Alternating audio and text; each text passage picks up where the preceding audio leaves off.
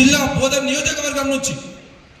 సరే ఆంధ్ర విశ్వకర్మలేమి కాదని మేము చెప్తలే, కాదని ఇక్కడ ప్రచారం చేస్తలే. చిన్న విషయం చెప్తున్నా, మనం గుడికి పోతాం, గుడికి మన పుట్టినరోజు నాడో లేకపోతే పెళ్లి రోజు నాడో మంచిగో చెడుగో గుడికి పోతాం కదా, అక్కడ మనం అర్చన చేయించుకుంటాం కదా.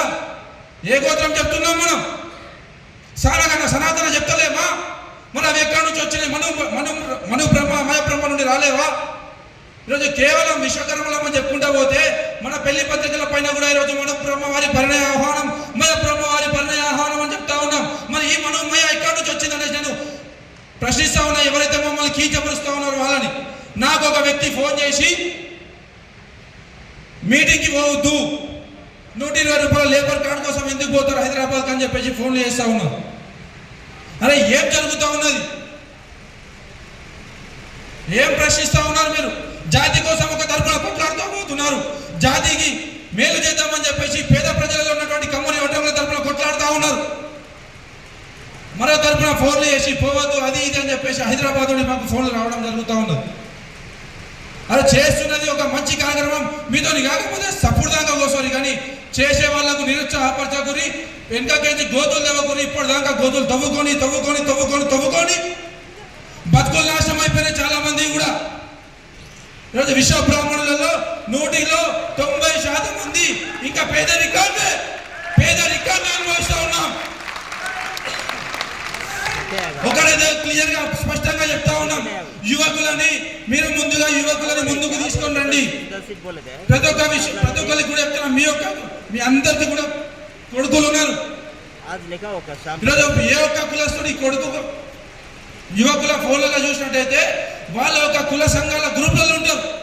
ఒక్కసారి మీ మనసు మీద చేసేసుకొని చెప్పండి, మీ కొడుకులలో ఎంతమంది కుమారులలో వాళ్ళ వాట్సాప్ గ్రూప్లలో మీకు మన కుల సంఘం గురించి డాటా పోతుంది. ఎవరు కూడా యువకులని కుల సంఘాలలోకి రాణిస్తలేరు. రేపు కొత్త రక్తం కావాలి, కొత్త తరంతో కొట్లాడాలి అంటే మాత్రం యువకులు రావాలి. అలాగే మా ఒక్క నిజామాబాద్ జిల్లా పైన ప్రత్యేక శ్రద్ధ పెట్టాలని చెప్పేసి కూడా కోరుకుంటా ఉన్నాం. ఇంకొకటి కూడా చెప్తున్నాం, ఎవరో ఉన్నారు ఎవరో పోయారు అనే దానిపైన మేము ఎందుకు కూడా చింతించాం. ఎందుకంటే 40 సంవత్సరాలు నడుస్తుందా నడవదా? నేటికి సంఘం పెట్టుకుని 40 సంవత్సరాలు అవుతుంది కదా, ఇది 40 సంవత్సరాలు కూడా నడుస్తుందో నడవదో నమ్మకం కూడా లేకుండా నడుస్తుంది. రేపు భవిష్యత్తు వస్తుంది, భవిష్యత్తులో ఇంకా సంఘాన్ని నడుపుతారని చెప్పేసి ఆనాడు కీర్తి శేషులు పెద్దలు గౌరవనీయులు నేరెళ్ళ గురుచరణం గారు స్థాపించిన ఈ సంఘం ఎవరో ఉంటేనో ఎవరో పోతేనో సంఘం ఆగేది లేదు. మనమై సంఘం ఇంకోటి కూడా క్లియర్ గా చెప్తా ఉన్నామన్నా, ఇక్కడ హైదరాబాద్ లో మిమ్మల్ని చూసుకొని గ్రామాలల్లో పట్టణాలల్లో నియోజకవర్గాలలో మనమై సంఘాలు నడుస్తున్నాయి.